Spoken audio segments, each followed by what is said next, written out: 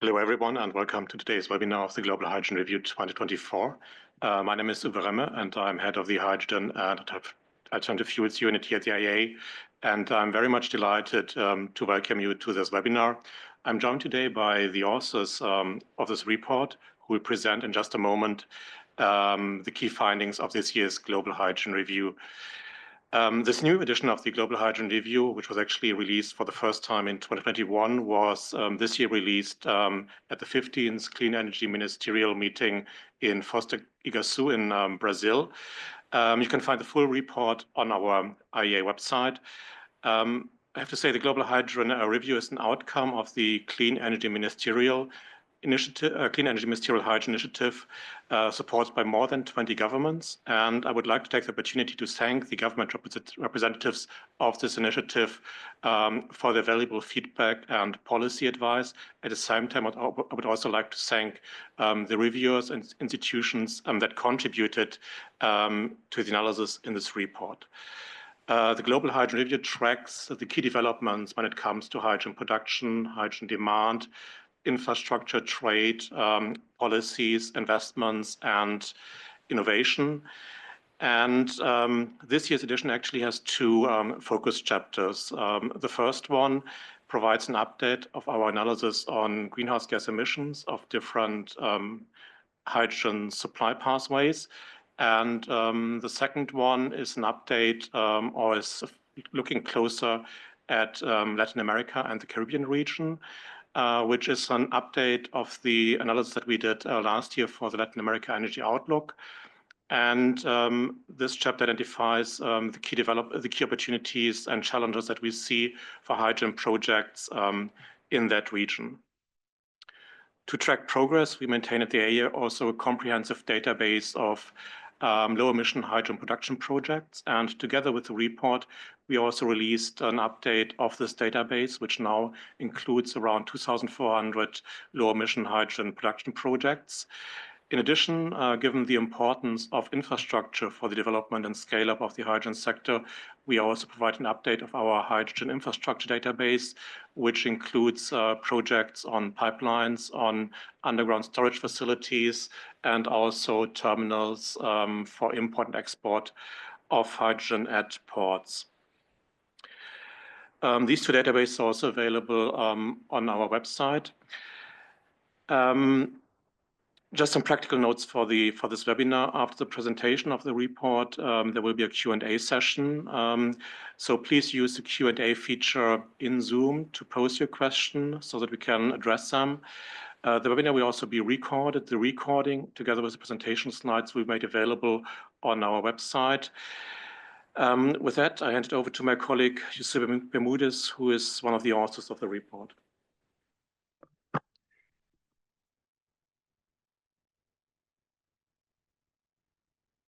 Well, thank you very much, Uwe. So we would like to start with a snapshot of the current state of hydrogen use and production, and of the role that we think that hydrogen should play in the energy transition. Today, hydrogen is already a large industry. In 2023, hydrogen demand reached 97 million tons, representing a 2.5% increase over 2022, and continuing the growth trend observed over the recent decades. We expect actually this trend to continue in 2024, and with demand potentially reaching up to 100 million tons. This demand is largely concentrated in the use of hydrogen as a feedstock in industry, specifically in ammonia and methanol production and steel manufacturing, as well as in oil refining. However, this trend has little to do with efforts to fight climate change, since this demand growth has been driven by global industry trends and not as a result of policy efforts. Additionally, it has had no benefit in terms of climate change mitigation, as practically all hydrogen production today is based on the use of unabated fossil fuels. Currently, low-emission hydrogen production, either through the use of renewable or nuclear electricity in electrolyzers, the use of sustainable biomass, or the use of fossil fuels with carbon capture, utilization, and storage, accounts for less than 1% of global production. However, hydrogen must play an important role in the transition towards a net zero energy system. In the IEA's net zero emissions scenario by 2050, hydrogen demand grows to nearly 150 million tons by 2030, and its use expands into new sectors that are particularly hard to decarbonize, including heavy industry, the maritime and aviation sectors, either in the form of hydrogen or hydrogen-derived fuels, long-distance transport, and electricity generation to integrate more renewables and provide long-term energy storage. In addition, the way we produce hydrogen also changes significantly, with over half of the production coming from low-emission hydrogen production technologies. This illustrates the decision we need to head in, but where we are actually heading is the question that we try to respond every year with the Global Hydrogen Review. So in terms of progress, let's start with some positive news about the project pipeline for low emissions hydrogen production. At the time that we published the report in September last year, the potential production that could be achieved by 2030 from projects that had reached a final investment decision was 1.7 million tons of hydrogen. In the last 12 months, we observed an acceleration of the FIDs, and the potential production from these projects has doubled to reach 3.4 million tons, which would increase today's production fivefold by 2030. Yet, the potential amount of production is much larger. Projects that have reached a final investment decision account for 7% of the total low-emission hydrogen production from announced projects, which has also grown in this last year to reach close to 50 million tons, which is a 30% higher than last year. However, almost half of these projects are still at very early stages of development, meaning that the realization by 2030 is still highly uncertain.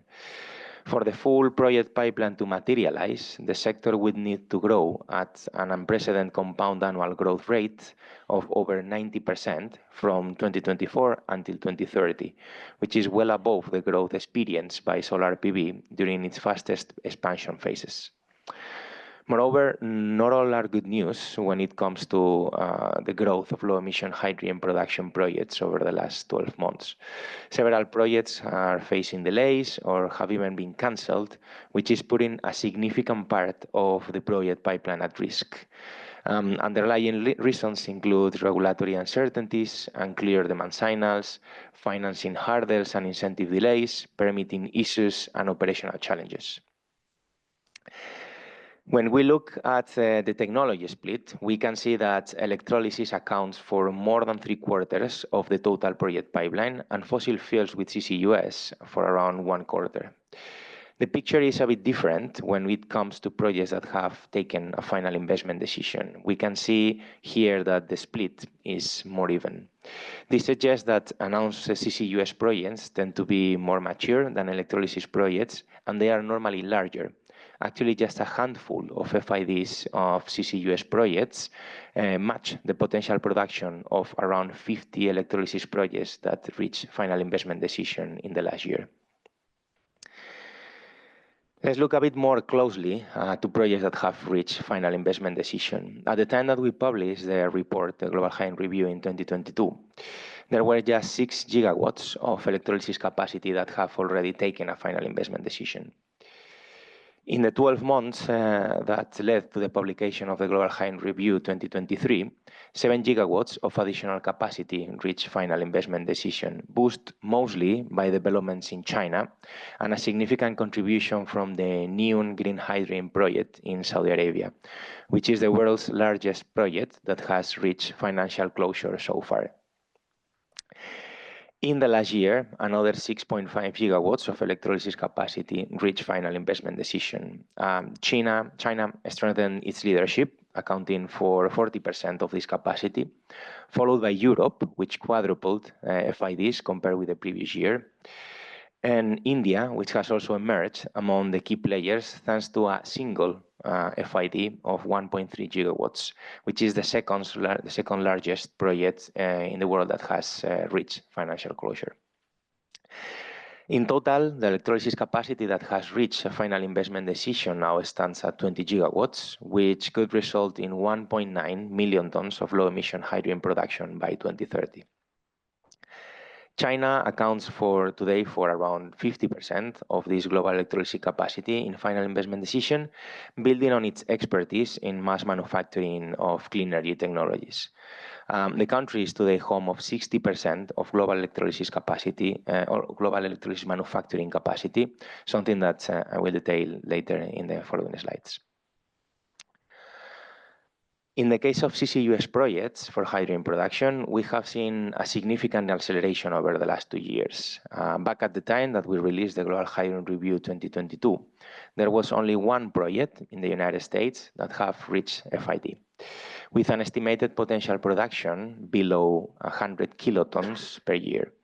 2 years later, 14 more projects have reached final closure, boosting the potential production for low-emission hydrogen in 2030 close to 1.5 million tons, with North America accounting for over 3/4 of the potential production from these projects, building on the experience in the region with large-scale oil and gas projects.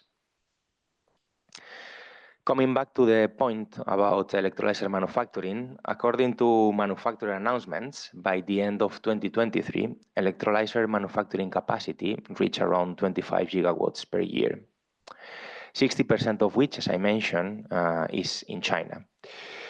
By the end of this year, we think that it could reach 40 gigawatts, with China still leading and maintaining the 60% share, and Europe and US trailing with around 15% each. However, these numbers should be taken with caution, as we have estimated that the manufactured electrolyzer capacity in 2023 was only 2.5 gigawatts. While it is clear that there is some overcapacity, similarly to what happens with solar PV, wind, turbines, and batteries, a 10% utilization rate seems very low. In some cases, the stated capacity may not be already fully available, although production could be ramped up quickly if enough purchase orders are signed.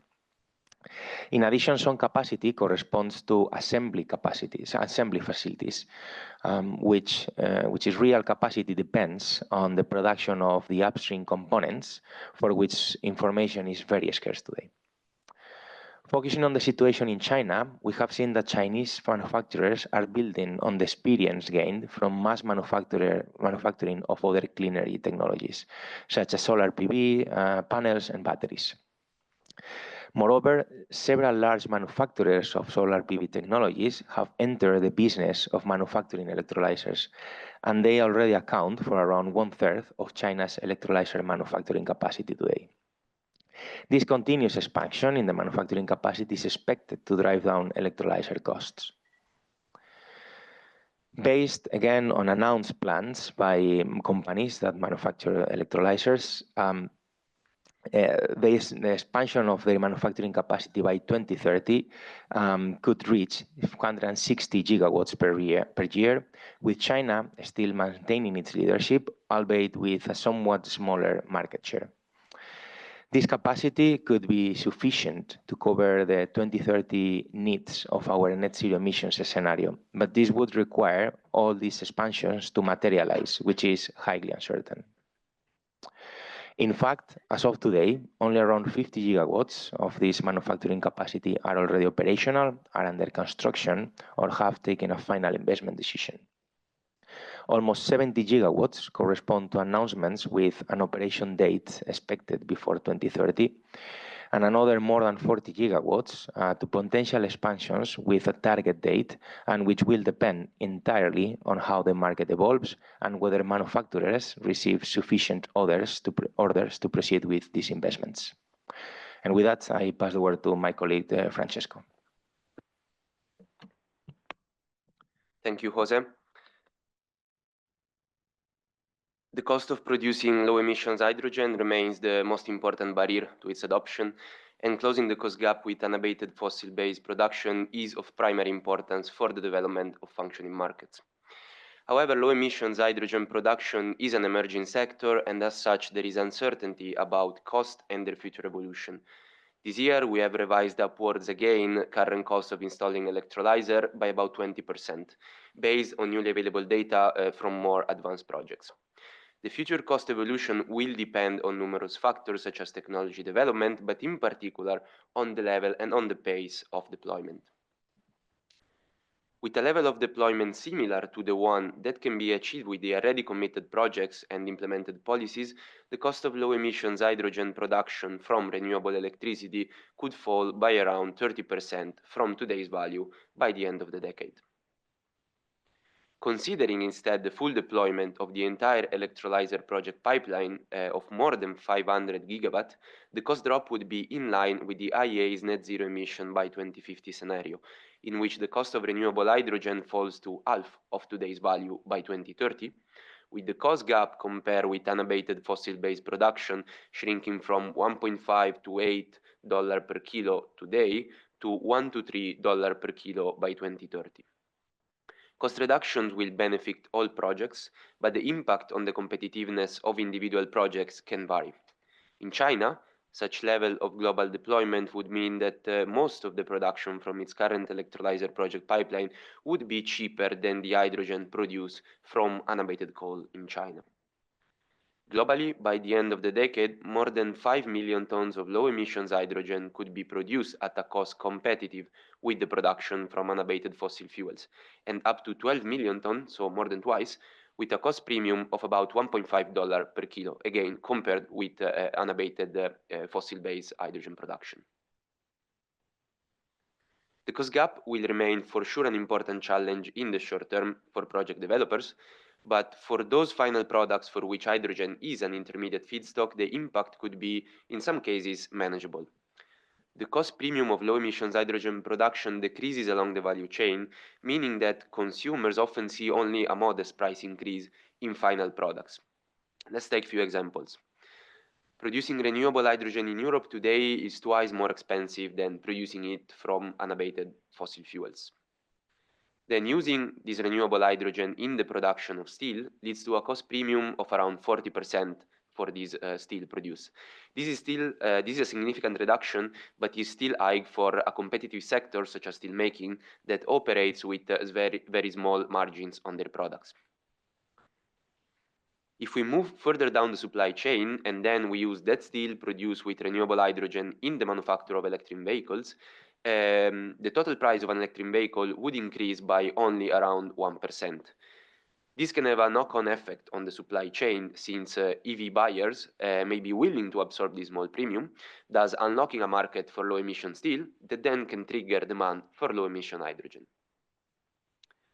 Another example can be seen in the case of flight tickets.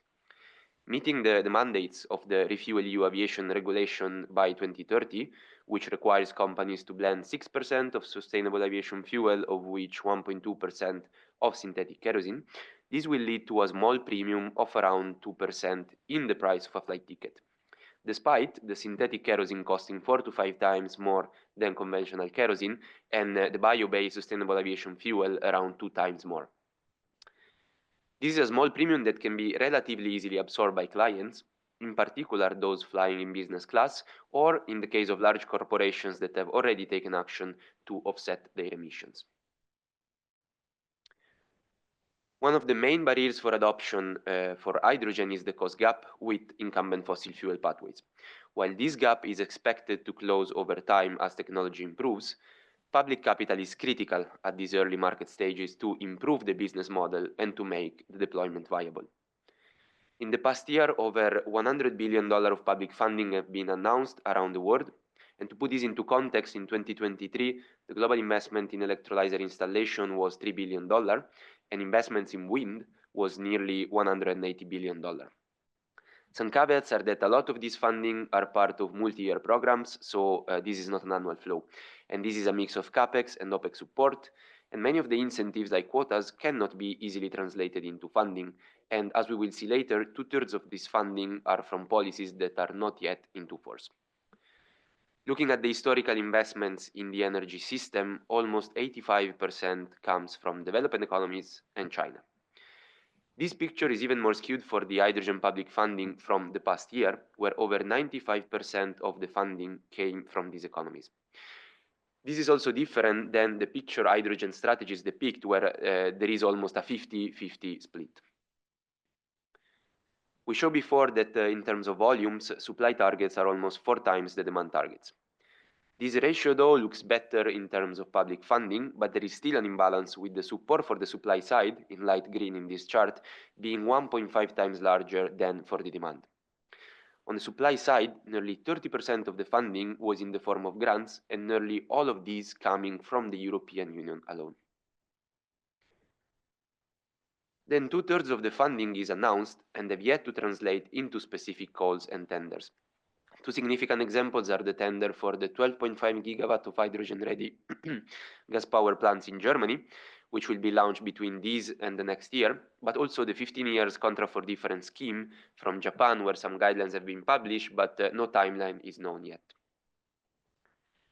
Out of the $40 billion going to the demand side, almost 60% is for new application, and more specifically for power, driven by the support provided by Germany, which I mentioned earlier, together with support from also Japan and Korea.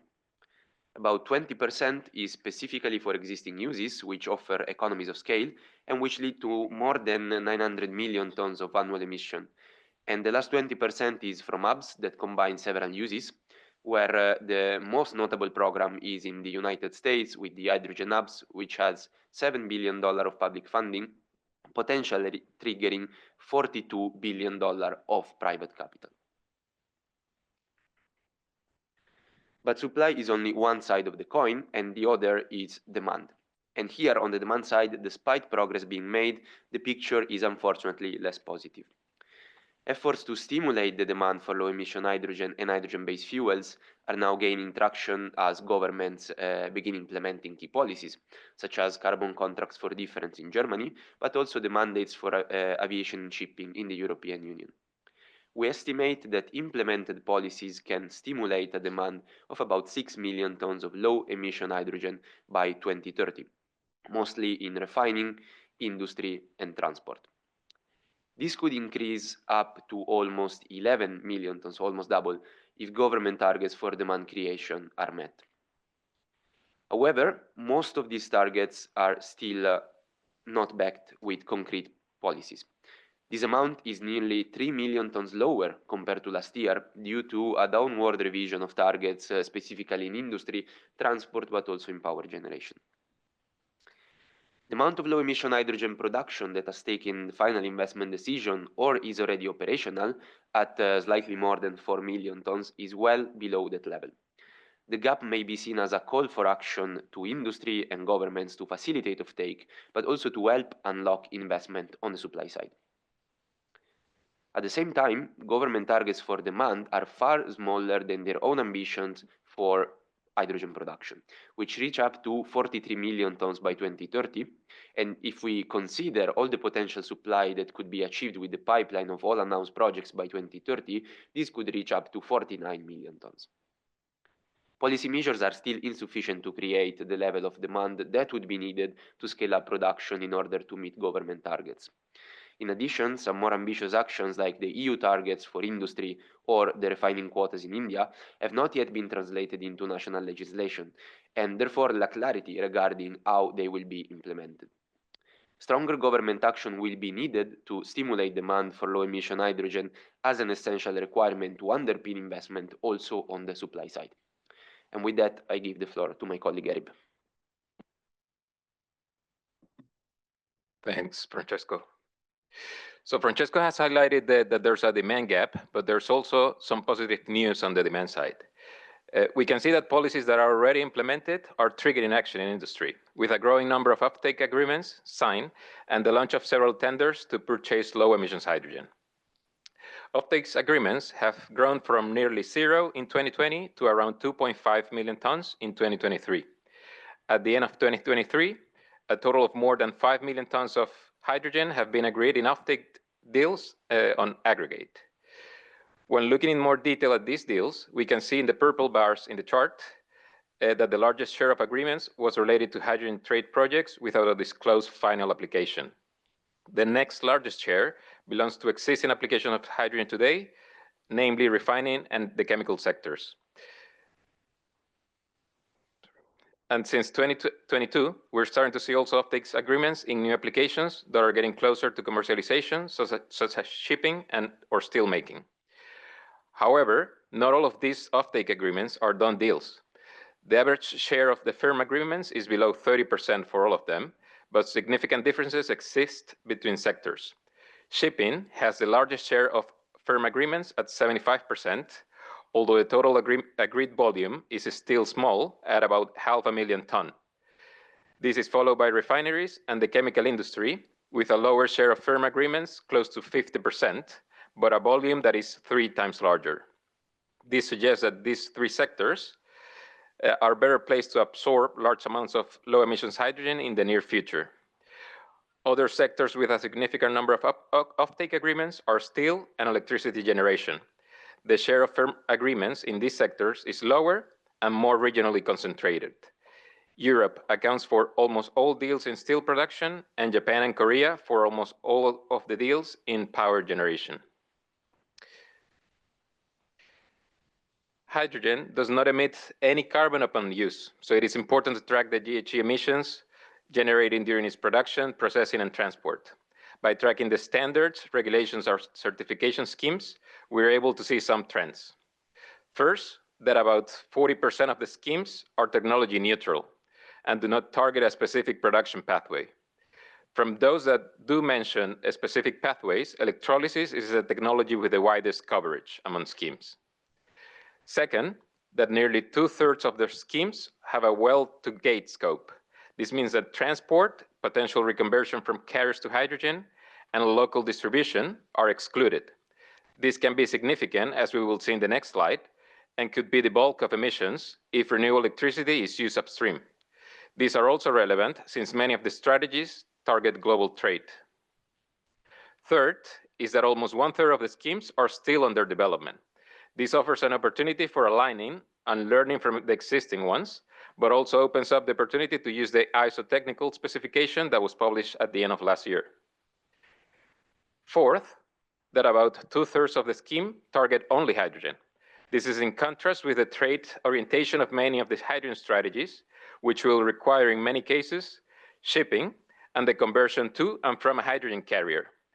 Similarly, to use alternative fuels like ammonia and methanol for shipping or synthetic fuel for aviation, the scope of the schemes would need to broaden. Lastly, almost 80% of the schemes are from developed economies. Only 2, from Brazil and India, are from developing economies, and the rest are voluntary ones. When considering greenhouse gas emissions from global hydrogen trade, there are 2 main factors to consider. First, that any additional conversion steps required to transport the hydrogen, for example, to or from the hydrogen carrier, that means efficiency losses, which decrease the amount of hydrogen that is delivered as an end product and increase the specific emissions. Second, that the way energy demand from transport and reconversion is satisfied matters for the overall emissions. To illustrate the point, let's consider a supply chain where ammonia is used as a carrier for shipping. And here I'll present you different cases with choices on how to satisfy energy demand for each step. A reference case that we see in the screen could have emissions of 2.7 kilograms of CO2 equivalent per kilogram of hydrogen. This reference considers 5% electricity from the grid with an average emissions intensity of 460 grams of CO2 per kilowatt hour, which corresponds to the global average in 2023. This step alone constitutes nearly 3/4 of total emissions. If we assume a fully renewable input with no grid electricity, then those emissions go to 0, and there are only some emissions associated to electricity demand of the ammonia cracking and compression. At the other extreme, if the compressors needed in the ammonia synthesis, those could use firm electricity from the grid, and assuming that its load cannot follow renewables output, in this case, the emissions from the Haber-Bosch synthesis would increase by more than 10 times, and this component would be nearly 1/3 of the total emissions. In the reference case, we assume that the ammonia cargo is used as a shipping fuel and as a heat source for cracking. If instead we satisfy both of those demands with fossil fuels, the supply chain efficiency increases as more hydrogen is delivered as a final product, but the specific emissions are higher by 10 to 30%. So in both cases, using the transported hydrogen as a fuel will result in lower emissions. Across cases, one point to highlight is that only 35 to 45% of the energy input to the entire supply chain makes it to the hydrogen product. This means that for every 100 grams of CO2 per kilowatt hour of emissions intensity in the electricity input, the equivalent of almost 20% of the unabated gas route is emitted. For the reference case shown in the slide, 5% of the electricity input is from a grid with a footprint of 460 grams of CO2 per kilowatt hour. And that is already 20% of the unabated gas route, which is in the level of 10 to 12 kilograms of CO2 per kilogram of hydrogen. The last important item to note in this figure are the dotted red bars. Those correspond to the embedded emissions in the asset, the ones corresponding to construction. These are excluded in all the schemes so far and are assumed to be zero. But this is included as one of the fields to be reported in the ISO technical specification.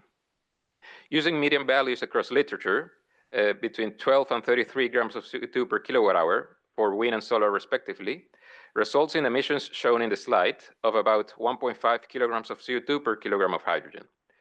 As a reference, this would be nearly 40% of the EU's threshold for renewable fuels of non-biological origin. So this is significant. These emissions will go down as technology continues to improve and the manufacturing decarbonizes, but should be part of the GH emissions and not assumed to be zero. Now moving on to international trade, it remains at a very nascent stage. Hydrogen trade is limited to a few existing hydrogen pipelines connecting industrial areas in Northwest Europe and to a few pilot projects to demonstrate trade by ship. The only exceptions are ammonia and methanol, which are already globally traded today as feedstocks and in the chemical industry. Based on the announced export-oriented hydrogen production projects, 16 million tons of hydrogen could be globally traded by 2030. The amount has only marginally increased since the Global Hydrogen Review 2023, indicating that projects announced in the past year mainly focus on the domestic markets. The announced volume still highlights the potential for an international market, with this trade flow representing around 30% of the 49 million tons of low-emission hydrogen that could be produced from announced projects in 2030. 80% of this potential trade targets ammonia, as we see on the screen, for the transport hydrogen. In many cases, aiming for a final use that does not require reconversion back to hydrogen, such as feedstock for fertilizer industry and new applications as a fuel for ships or power generation. Today, less than 1/3 of the volume that could be traded by 2030 has already identified a potential off-taker, highlighting that the development of an international market is still uncertain. And this is also reflected in the status of announced projects, with around 2/3 of the export-oriented projects planned for 2030 are still at early stages of development. However, we have also seen some significant encouraging signals of progress. In July, for example, the H2 Global awarded the first renewable ammonia import tender to a project under the development in Egypt. And in August, a project aiming to produce 1 million tons of ammonia per year took a final investment decision in India. Little has changed in terms of geographical distribution since last year, with Australia still being home to almost half of the trade projects by export volume, and Europe accounting for around 1/3 of the announced project on the import side. Less than half of all trade projects have identified a target country. And with this, I'll pass on the floor to my colleague, Amalia. So we have been talking about production, demand, trade, and now I will share with you some insights about the transport infrastructure that will connect the low emissions production projects with its potential off-takers. And to put the numbers into perspective, today's natural gas transmission pipeline length is of around 1 million kilometers around the world. Over the past years, new announcements for building dedicated hydrogen pipelines have continued within, but also between countries. Together, these announced projects will total around 40,000 kilometers by 2035, which will actually be in line with the needs of a net zero emissions scenario by 2050. Nevertheless, only 2% of these projects have a final investment decision. Most of these announcements are concentrated in Europe. We have seen over the past year the construction of the first 30 kilometers of the Dutch hydrogen backbone that started. We have also seen a final investment decision of a cross-border project between France and Germany of a few hundred kilometers. Nevertheless, despite the fact that most of the announcements are in Europe, the longest hydrogen pipeline, specifically targeting the transport of low emissions hydrogen that have reached a final investment decision, is in China with 700 kilometers. What we see is by 2030, this could extend, for example, in a net zero emissions by 2050 scenario, the hydrogen transmission pipeline length could reach up to almost 100,000 kilometers. This is approximately 10% of today's natural gas pipelines. What we have also seen this year is positive signals. Gas DSOs have continued to conduct call of interest to assess the demand for this infrastructure, for example, in Denmark, France, Italy, and Spain, but all of these are still in a non-binding stage. In a significant advance in recent weeks, we have seen that the German government recently approved plans for a 9,000 kilometers hydrogen pipeline network, which is a major step forward. Nevertheless, we have also seen in the last year that a lot of, or some projects have been delayed for several years. This is the case of a pipeline connecting Denmark and Germany, the Delta Ring corridor between the Netherlands and Germany, and these delays not only halt and delay the development of hydrogen transmission infrastructure, but also hinder that low emission hydrogen production projects reach its potential of takers, and that might also delay that these low emission hydrogen projects reach a final investment decision. And with regards to underground storage capacity, hydrogen underground storage capacity will serve two purposes. One of it will be to provide flexibility, but also for security purpose. The level of hydrogen underground storage capacity that we will need for security purpose will depend on every country's decision. To put it also these numbers into perspective, today's natural gas underground storage capacity is 5,000 terawatt hour. What we see according to project announcements is 10 terawatt hours by 2035 and 40 terawatt hours by 2050. This is less than 1% of the gas storage capacity we have today, and these numbers seems to fall short of what will be required in a net zero emissions scenario by 2050. Nevertheless, we have also seen progress. Some gas DSOs are conducting calls of interest, particularly, for example, in Spain and Germany. We have the first projects that have started their drilling operations, their leaching operations, particularly for hydrogen storage in salt caverns. We have seen this advance in Europe, in North America, also very recently in China.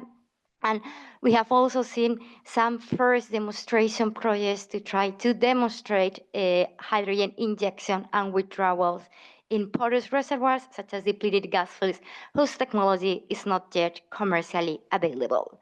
Nevertheless, we need to highlight one of the main risks of any infrastructure projects is that infrastructure projects usually have very long lead times, and we still see that the level of progress, the pace of progress is slow.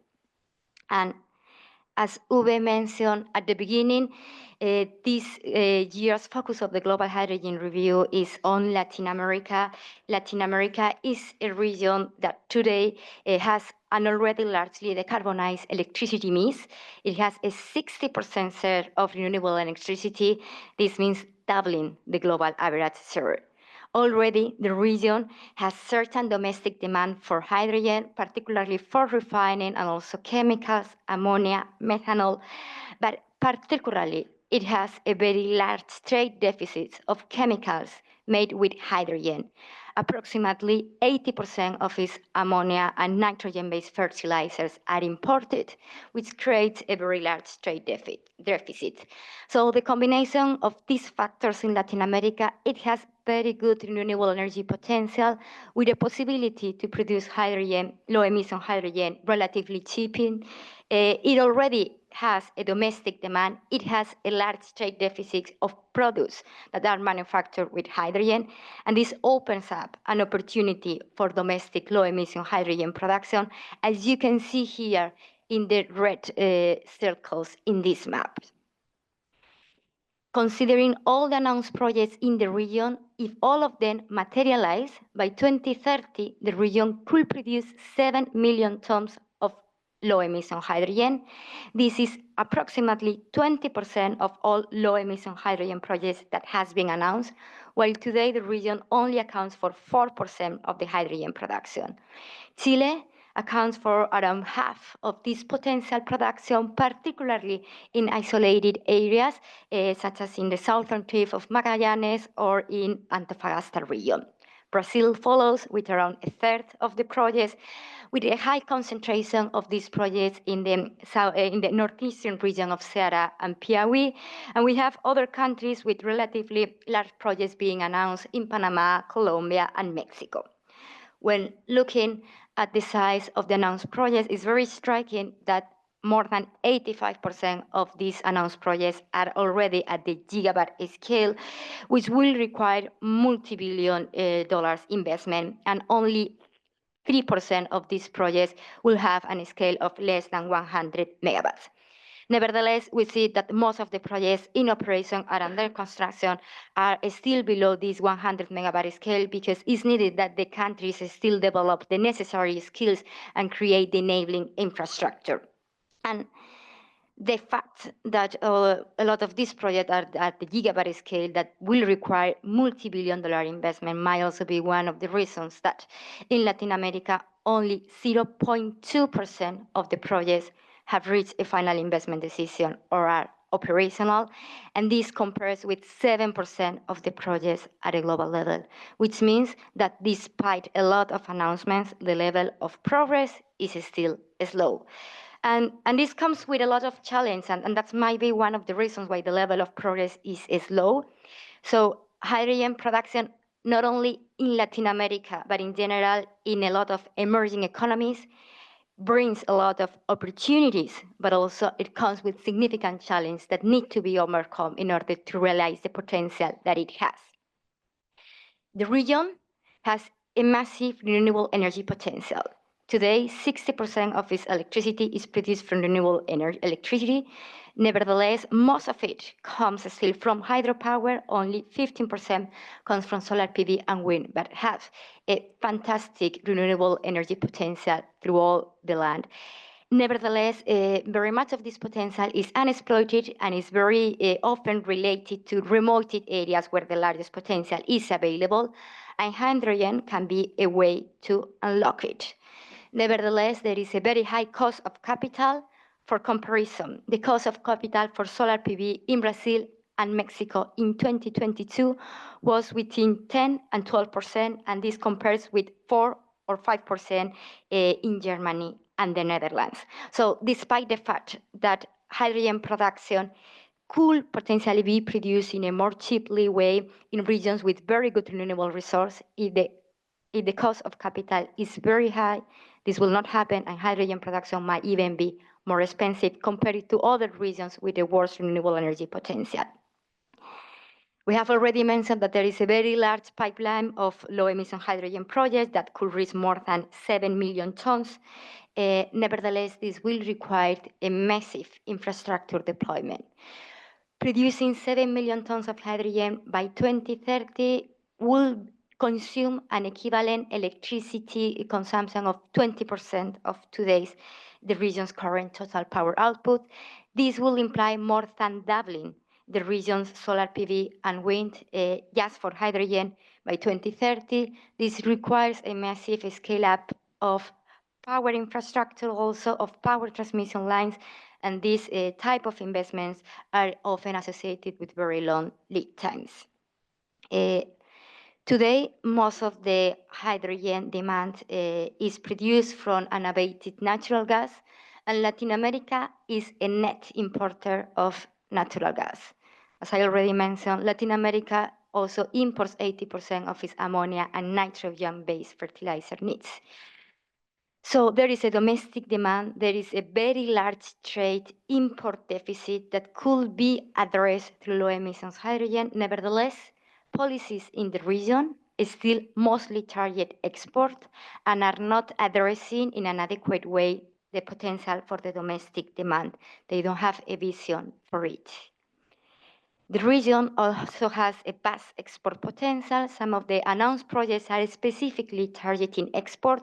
The region not only could export ammonia produced through low emissions hydrogen, but could also export, for example, hot briquetted iron, as today is one of the main exporters of iron ore.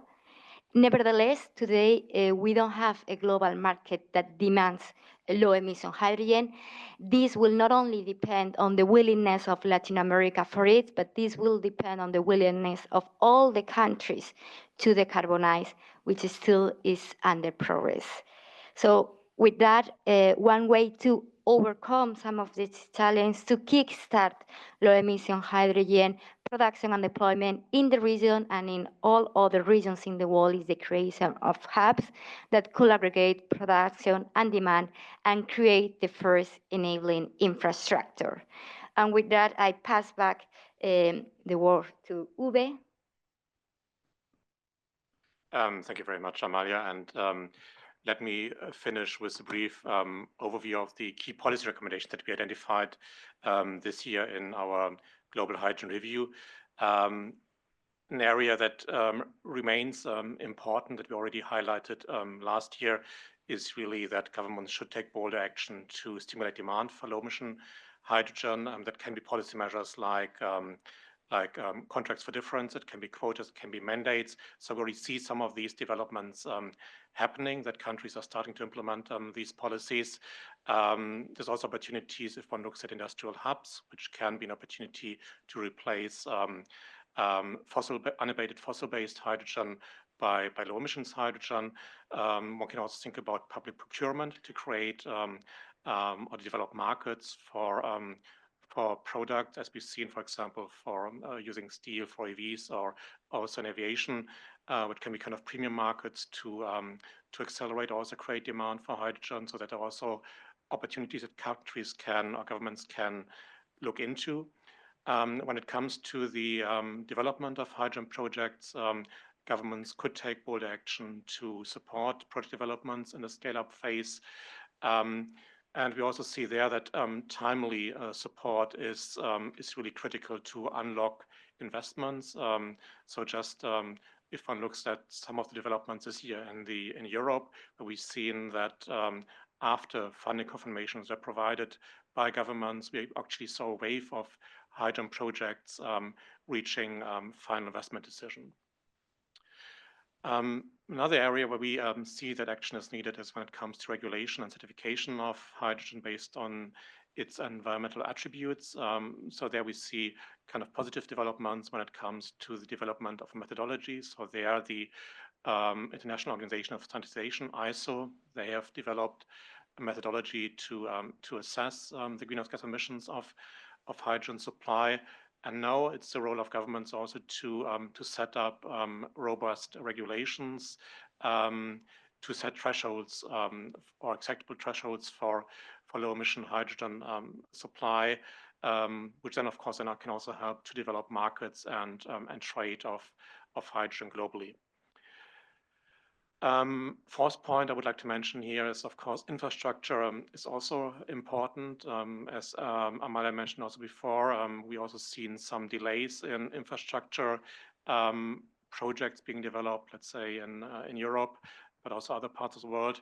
And there, of course, the delay in these infrastructure projects is, of course, also delaying projects on the production and the end use side. Actually, without developing hydrogen infrastructure, it increases uncertainties for producers and consumers. It's delaying projects, as I just mentioned, and of course, hindering then overall market growth for hydrogen. The last point also related to the work that we presented on Latin America, is that advanced economies and also multilateral development banks should take or provide targeted support to emerging markets and developing economies to develop hydrogen projects on the production and the use side. Particularly there, because if one looks at some of these countries, they have very good opportunities to produce low-cost hydrogen. And hydrogen can also be an opportunity to reduce import dependencies and potentially also enable export of hydrogen or hydrogen-based products like fertilizers or like iron. So there, hydrogen can be an opportunity also for these emerging and developing countries to for economic growth and also creation of jobs. With that, we've reached the end of the presentation. As mentioned at the beginning, we have now a Q&A session, so please submit your questions that you have in the Q&A box. Some of you already provided some questions. And we will now take a short break, about 2 minutes, to go through the questions, and very much looking forward then to address the questions. I already would like to thank you for submitting your questions, and as I said, we'll be back in about 2 minutes to address them. Thank you very much. So thank you very much for your patience. So now we are back and entering into the Q&A session. And again, thank you very much for providing the questions in the chat. It's really very encouraging to see your interest in the work that we're doing. And let me start with one question that relates also to the analysis we presented on the impact of the hydrogen cost premium on the costs of some products like EVs, but also the impact on the flight tickets. Maybe Francesco, could you elaborate a bit more where you see other areas we would see audit analysis on these impact on hydrogen premium on the final product costs? Yes, thank you, and thanks for the question. So yeah, indeed, in the analysis on the impact of producing low-emission hydrogen on the cost of final product, in the report, we have also provided another example that takes into consideration the food supply chain, specifically because low-emission hydrogen can be used to produce low-emission ammonia, which is a feedstock to produce nitrogen-based fertilizer, and fertilizer are commonly used in agriculture, in general to increase the crop yields, and so their cost has an impact on the final cost of agricultural product, and after that on the cost of food. So we have taken, for example, we can start from a premium of between 100 and 300% for renewable hydrogen today, that then pass to ammonia could be between 40 and 200%. If we go further down in the supply chain, this premium reduces to between 2% and 10% on the production of wheat, depending, of course, on the regions. In fact, we have taken into account average fertilizer application and the yields for wheat production. Of course, there is a strong regional component on that. And then we can move another step down and take the case, for example, as the production of pasta, where the premium falls to below 1%. Then, while these may seem very low, the case of food product and food supply chain is very different compared to the case of flight tickets or electric vehicles that we have analyzed before. In fact, while for some wealthiest individual, this price premium can be easily absorbed, this could have, even if it is small, a few percentage points, this could have a significant impact on the personal budget of a large share of the population. And we have seen also some examples in the recent period with very high inflation. But these could also pose the risk of food security in certain countries, in particular in emerging economies. And then there is another point to be said, which is apart from the final user, so the final product, the impact on the players in the middle of the supply chain, so in this case, for example, farmers, could be a strong impact. In fact, they operate in a market of globally traded products, which is very competitive and with a very small margin. So the impact could be much higher in the middle of the supply chain compared to on the final products.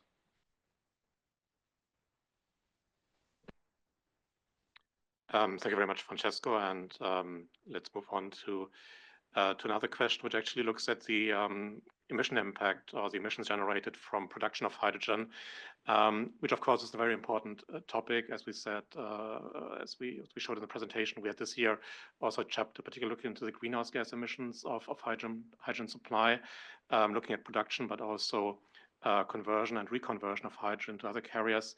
So maybe Harib, you could say something about what are the kind of emissions generated from hydrogen production or hydrogen use? Thanks for the question. So first, I think we need to differentiate by production pathway.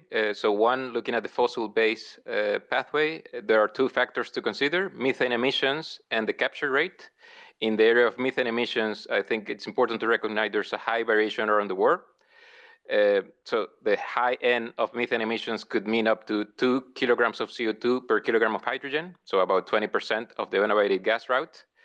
That's the first point. Second is that it's important to measure these emissions, and there are already many efforts in this direction. An example is the Global Methane Sat from the Environmental Defense Fund, for example. There's also the UNEP International Methane Emissions Observatory. And there's also efforts from the public sector, so from the governments. For example, there's an international working group composed of 12 countries that was announced in November last year, so 1 year ago, where they're aiming to improve the measurement of these emissions. There's also regulation for these methane emissions. One is the EU Methane Directive, which introduces mandatory measurements and verification requirements on domestic production, but it also extends to the gas that is important to the EU.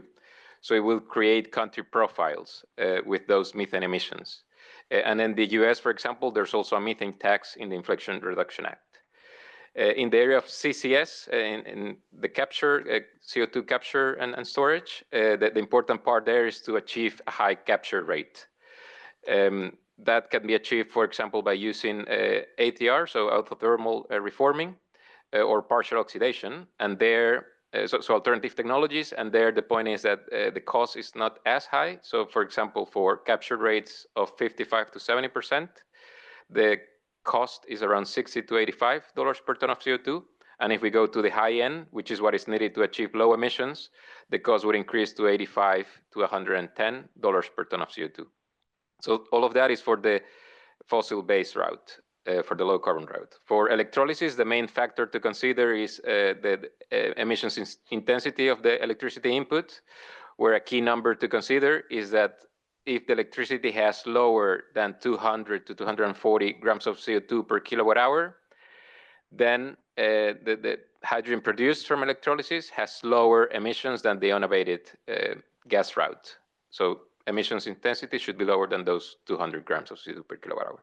And just to quickly wrap up, one additional factor is for both routes is hydrogen leakage, where there are two factors to consider. One is the leakage rate, and the other is the global warming potential. So leakage rates, one uncertainty there is that it has been extrapolated from natural gas data, so more direct measurement is needed for the leakage rate. And for global warming potential, there are already a couple of studies where the global warming potential is around 12, with an uncertainty of plus or minus 5. That's it. Thank you very much, Harib. And let's move on to the next question, which actually looks at the FIDs and that we've seen actually over the past, particularly this year, as I also mentioned at the beginning, that we've seen really a wave of FIDs after some funding confirmations have been provided. And at the same time, of course, we also see that projects have been cancelled or delayed. So maybe could you maybe provide some kind of your view on whether it will continue in the future or how this trend might evolve? Yeah, thank you very much, Uwe, and thank you very much for the question. Well, I think I will start to clarify that news about cancellations are very catchy, and we have seen a lot of headlines, it's true, but I mean, taking a look at the numbers, still the projects that are taking final investment decisions are bigger than the projects that are being completely cancelled. Some of them have been delayed, but we expect that those still have significant chances to get to a final investment decision.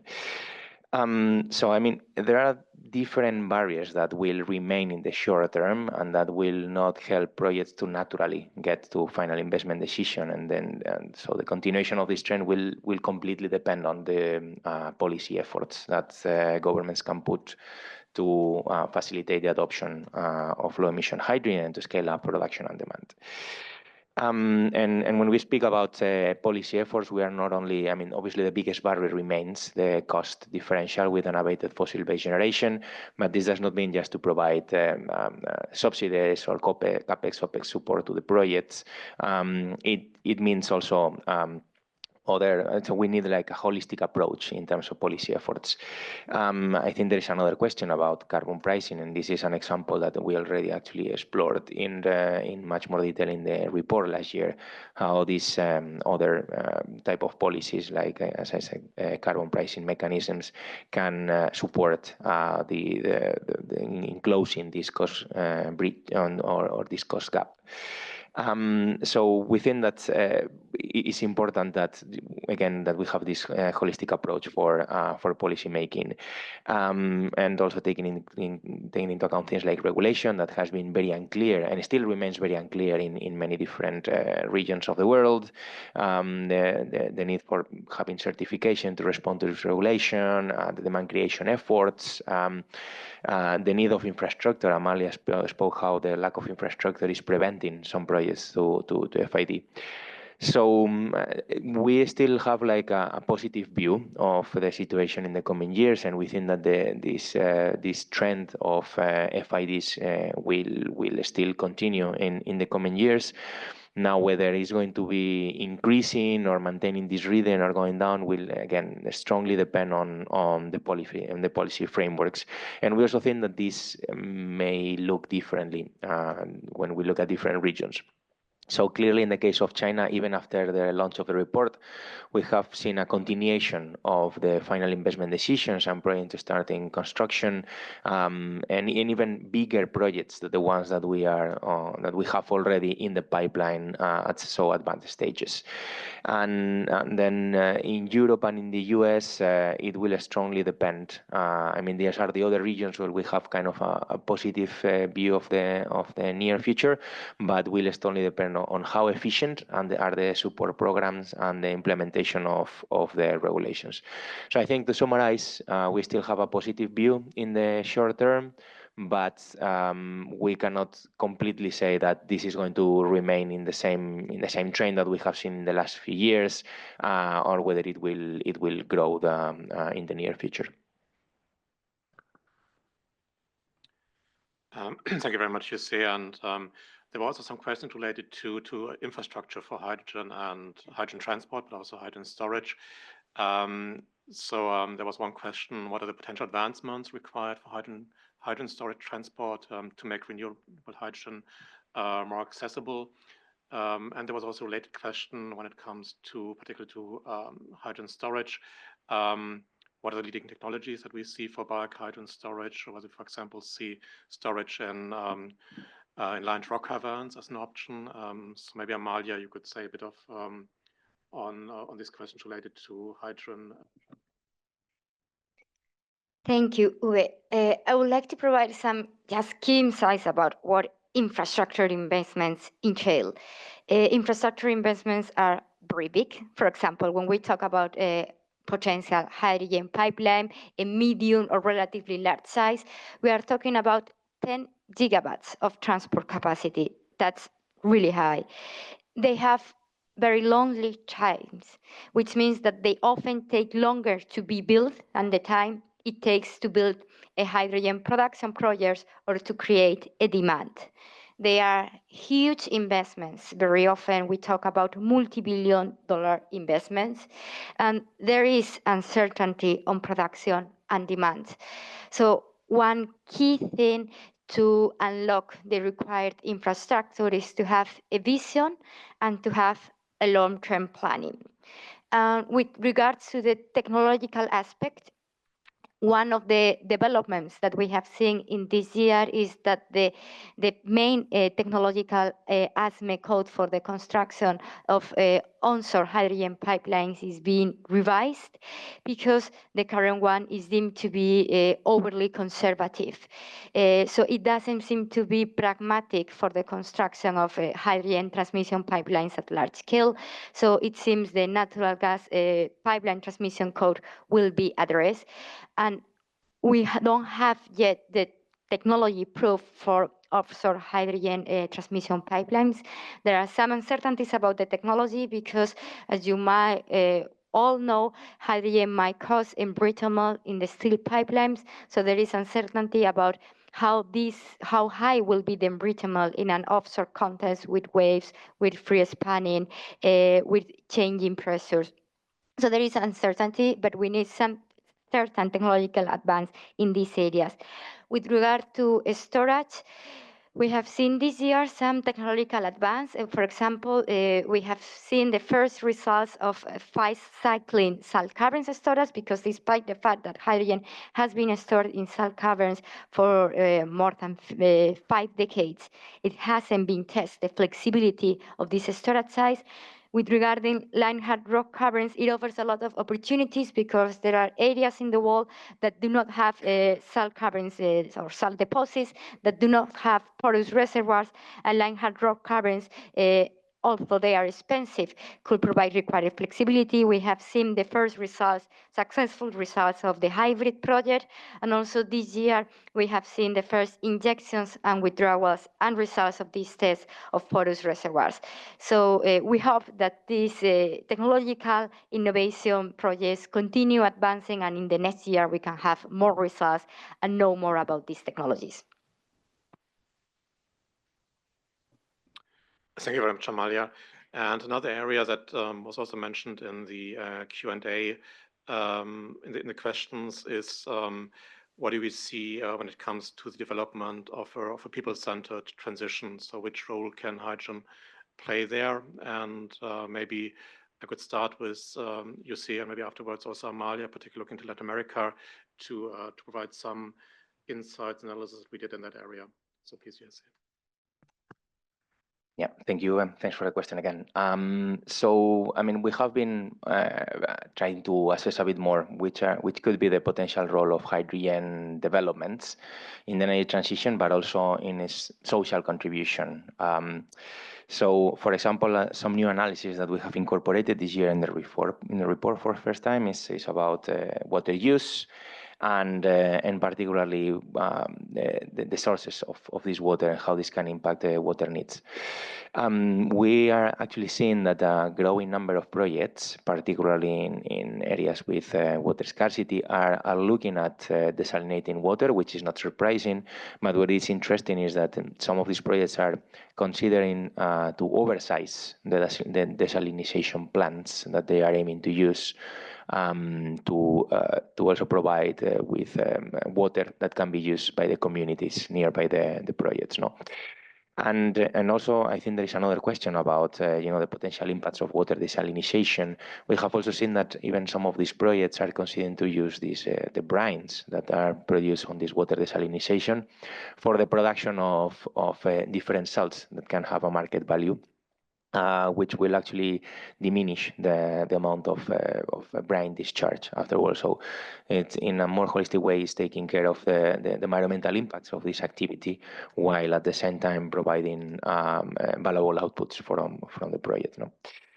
I will do a bit of publicity of other report that our division recently released, which is the Energy Technology Perspectives 2024, in which we have actually looked at the potential development of new value chains from clean technologies and clean materials as part of this energy transition, particularly on emerging markets and developing economies.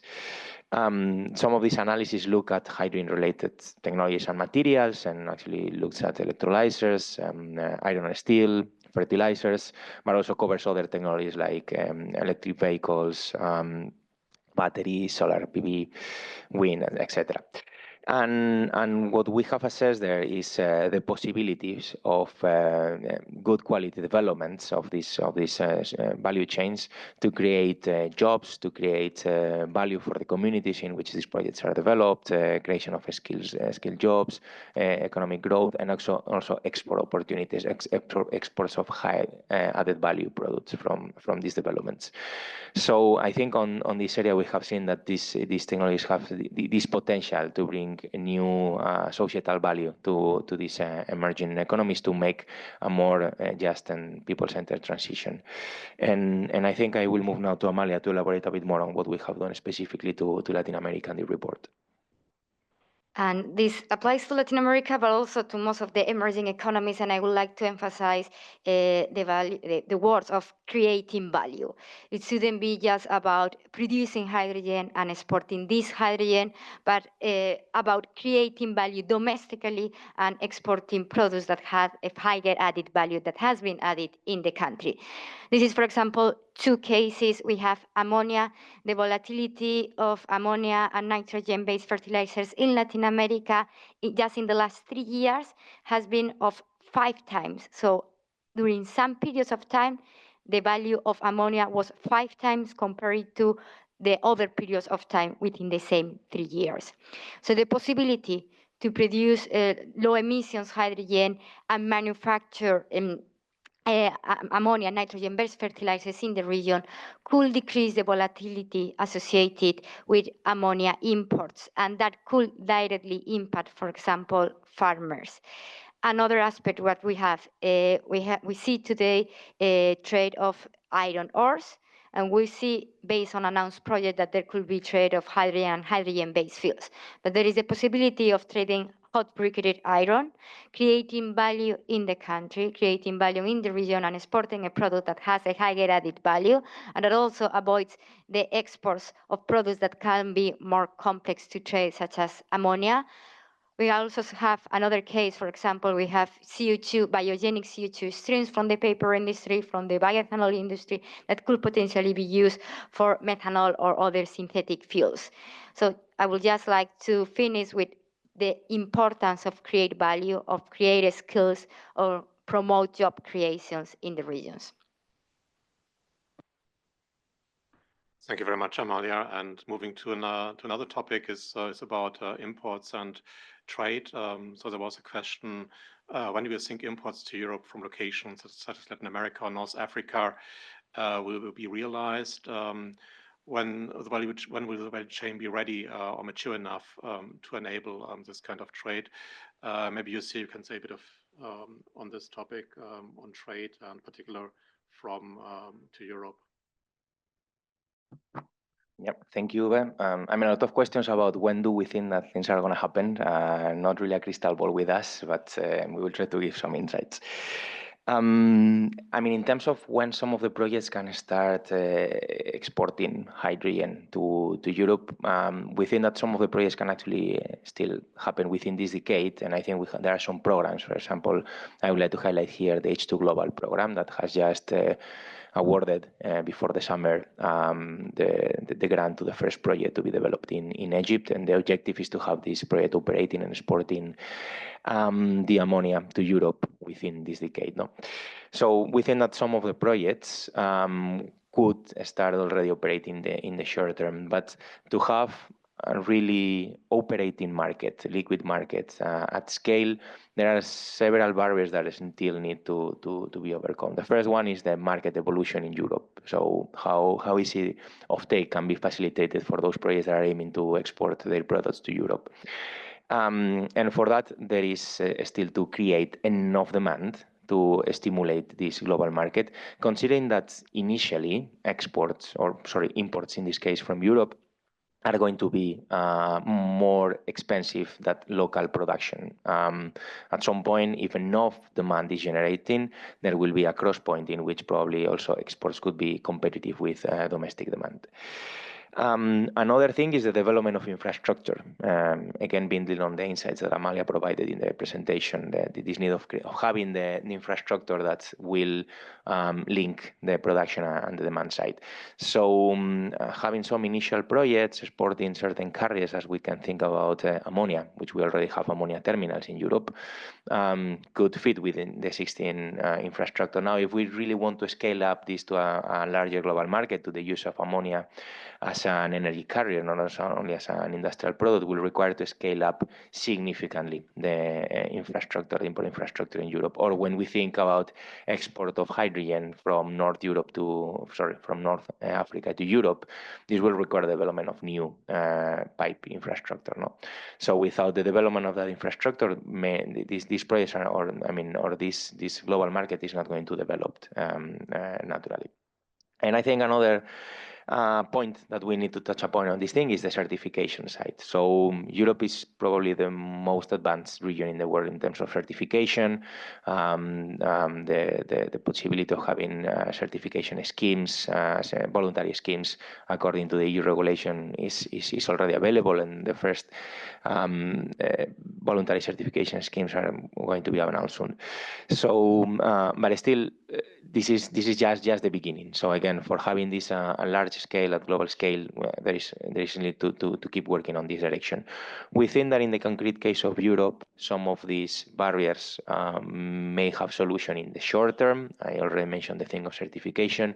And in the case of the demand creation, the RED III already covers this, and now we are waiting for the transposition into national laws that will give more clarity on this. But there are other things that will require time, and again, building on what Amalia already shared. So development of infrastructure has very long lead times. So the balancing on how quickly we can solve these barriers is what is going to, at the end, define when these large-scale imports can really occur in Europe. Thank you very much, Jose, for your insights on this question. Maybe as we're also approaching the end of the webinar, maybe the one last question, which I guess is also a very good one to conclude the webinar. It's kind of one of these kind of $1 million question. What do we really see as the most important factor to boost hydrogen development? I mean, we already talked about financing, access to capital, better regulations, technology innovation or breakthroughs. So maybe you say, if you don't mind, could you just give maybe your thoughts on what is needed for hydrogen to move forward, or what are the kind of top issues that you see would need to be addressed?